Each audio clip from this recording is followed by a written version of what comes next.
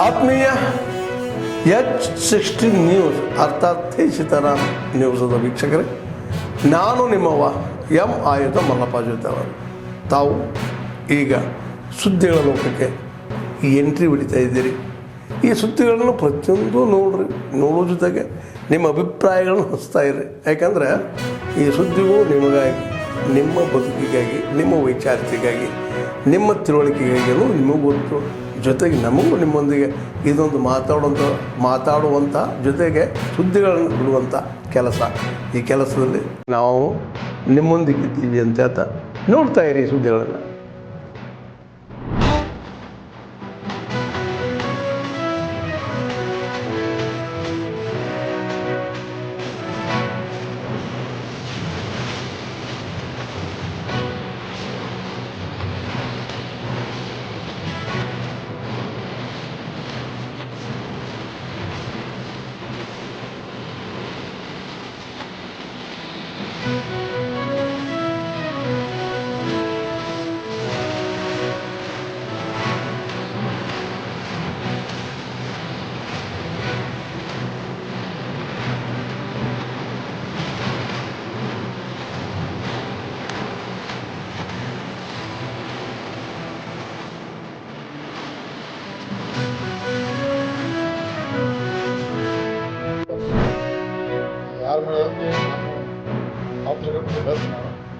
ಅದರಲ್ಲಿ ತೊಗೊಂಡು ಈಗಿನ 4 ಗಂಟೆ ಇದನ್ನು ತಟ್ಟುವಂಥ ಜನ ಅದರ ದುಡ್ಡು ತೊಗೊಂಡು ಎಲ್ಲ ತಿಂದು ಗೋಲ್ಮ ಮಾಡಿದ್ದಾರೆ ಭಾಳಷ್ಟು. ಅದನ್ನು ಬೇಕಾದ್ರೆ ನಾನು ಆಮೇಲೆ ಮುಂದೆ ಹೇಳ್ತೇನೆ ಯಾರಿಗಾದ್ರು.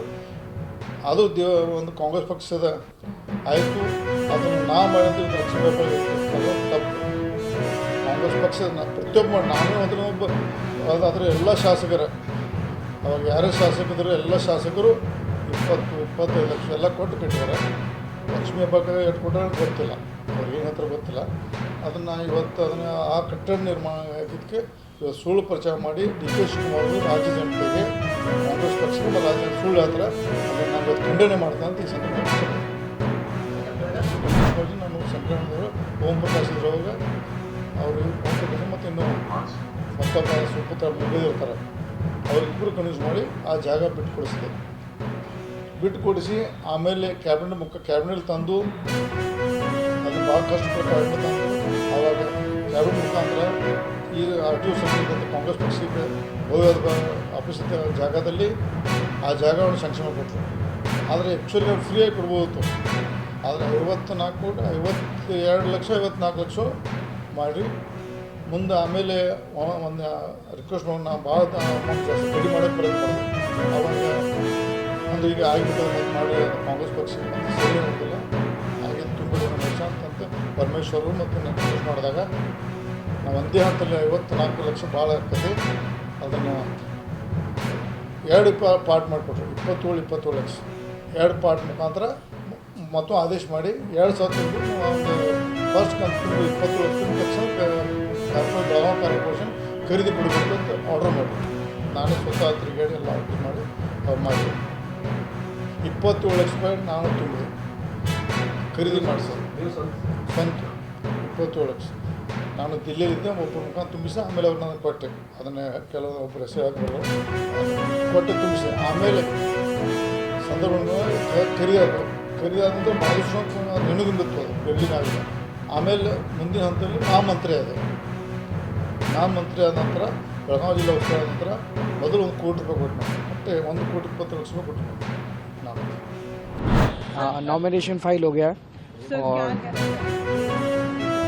बस मैं दिल्ली के लोगों को कहना चाहूँगा कि काम के लिए वोट दीजिएगा। एक तरफ काम करने वाली पार्टी है और एक तरफ गाली गलौज देने वाली पार्टी है। गालियाँ देने से कोई फ़ायदा नहीं होता है, गालियाँ देने से कोई तरक्की नहीं होती, विकास नहीं होता।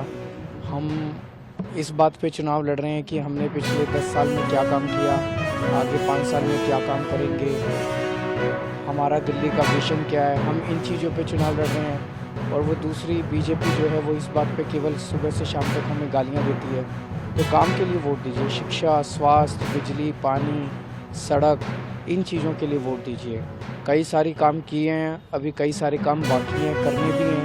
तो मैं पूरी उम्मीद करता हूँ कि लोग जम के काम के लिए उनके पास ना सीएम है, ना विजन है, ना नैरेटिव है। दिल्ली वालों के लिए क्या काम किए उन्होंने 10 साल में, उनके पास कोई जवाब नहीं है इसका। अगले 5 साल वो क्या काम करें। ಆದ್ಮೇಲೆ ಎಲ್ಲ ಸುದ್ದಿಗಳನ್ನು ನೋಡಿದ್ರಲ್ಲ, ಏನು ಅನಿಸ್ತು ನಿಮಗೆ? ಇದರಲ್ಲೇ ನಿಮ್ಗೆ ಲೈಕ್ ಆಗಿರ್ಬೋದು, ಡಿಸ್ಲೈಕು ಆಗಿರ್ಬೋದು, ಕಾಮೆಂಟ್ ಬೇಡಪ್ಪ ಅಂತೂ ಅನಿಸಿರ್ಬೋದು, ಕಾಮೆಂಟ್ ಮಾಡಬೇಕಪ್ಪ ಅನಿಸಿರ್ಬೋದು, ಶೇರ್ ಮಾಡಬಾರ್ದಪ್ಪ ಅನಿಸಿರ್ಬೋದು, ಮಾಡಬೇಕು ಅನಿಸಿರ್ಬೋದು. ಏನಾದರೂ ಆಗಲಿ ಶೇರ್ ಮಾಡ್ತಾಯಿರಿ, ಈ ನ್ಯೂಸ್ಗಳನ್ನ ಹಂಚ್ತಾ ಇರಿ, ಜೊತೆಗೆ ಇದಕ್ಕೆ ಸಬ್ಸ್ಕ್ರೈಬ್ ಆಗ್ತಾಯಿರಿ ಅಂತ ಹೇಳ್ತಾ H16 ನ್ಯೂಸ್ ಅರ್ಥಾತ್ ಹೇ ಸೀತಾರಾಮ್, ಇದು ಸತ್ಯದ ಕೈಗೆ ನಡಿ ವಂದನೆಗಳು.